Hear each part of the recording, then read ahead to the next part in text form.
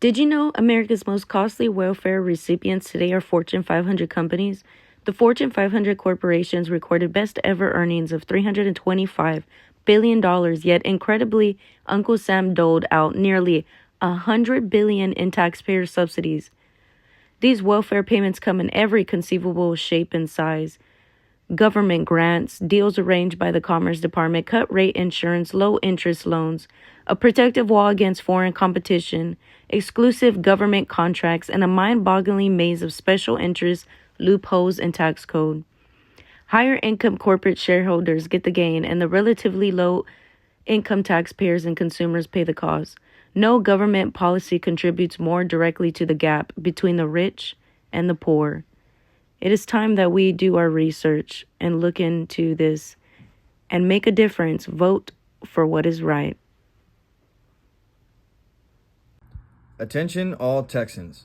Did you know that $8.5 billion in our taxes will be subsidized by corporations that don't need the extra money? The Texas Economic Development Act is our state's largest corporate welfare program. The sad part is, not only do these companies steal from the taxpayers, but now they prey on schools as well. Just last year, $326 million that would normally be allocated to schools went to corporate welfare programs for companies with net worth in the billions. These corporations also strike deals with the very school districts they steal from, donating what seems like a nice sum just so they can get up to 90% of property tax cuts for as long as 10 years. And since Texas likes to keep its schools underfunded, it's almost impossible for the school districts to disagree with such a donation. This practice eliminates any and all competition from already massive companies that didn't need any help. As they monopolize Texas, it comes from our pockets and makes our children more and more uneducated every single year. Hello, South Texans. Gulf Coast petrochemical growth draws billions in tax breaks despite pollution violations.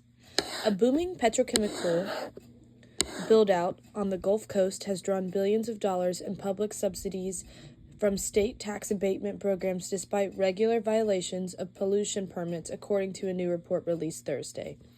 The Environmental Integrity Project, an environmental nonprofit based in Texas and Washington, D.C., complied data on all U.S. plastic projects built, expanded, or proposed since 2012, almost all of them along the Gulf Coast. The report identified 50 plastic complexes built or expanded in the last 12 years, 33 of them in Texas, where they have been drawn a total of $1.65 billion in property tax breaks through the state's Chapter 313 program for energy and manufacturing companies, which the state legislature replaced last year with the new but similar program. That's a tiny dent in Texas' $250 billion annual tax revenue, but it's just one visible slice of the total concessions corporations receive to do business in Texas, and it represents lost income that would have gone primarily to the state's public schools, which are struggling with shortfalls in teachers and funding.